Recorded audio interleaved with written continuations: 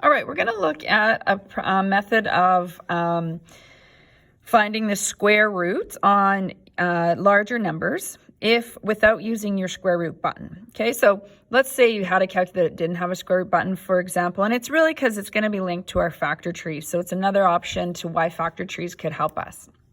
So what we're going to do is we're going to write the factor tree for this. So we're going to have 6 times 2, 16. 6 is 2 and 3. 2, 16, you can try a few factors, but 6 and 36 work. 3 and 2. 6 and 6. 3 and 2. 3 and 2. Okay. And again, your factor tree might look a little bit different in terms of the upper branches, but the very final part will be the same.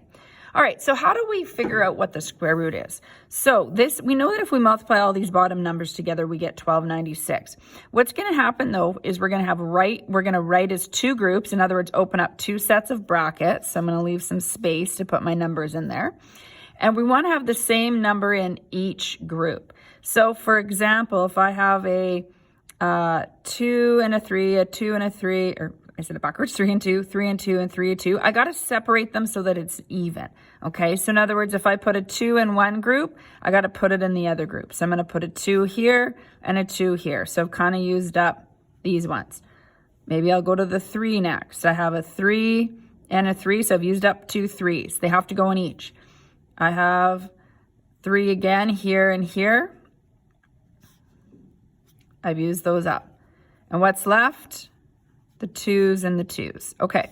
What's going to happen is if it's a perfect square, which is all that we're going to ask for you to do this method, it will balance out and you will evenly fit both sets in a bracket. So it'll be symmetrical. You're not going to have, a leftover number. Okay.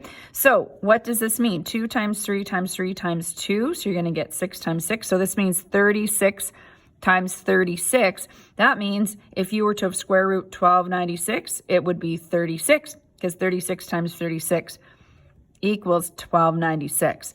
So therefore, and again, I use these 3 little dots just to symbolize, therefore, square root of 1296 is 36. Okay, so you could use your calculator to help you with the factor tree with the numbers, but the idea is then afterwards that you would just be able to figure out your square root without that square root button.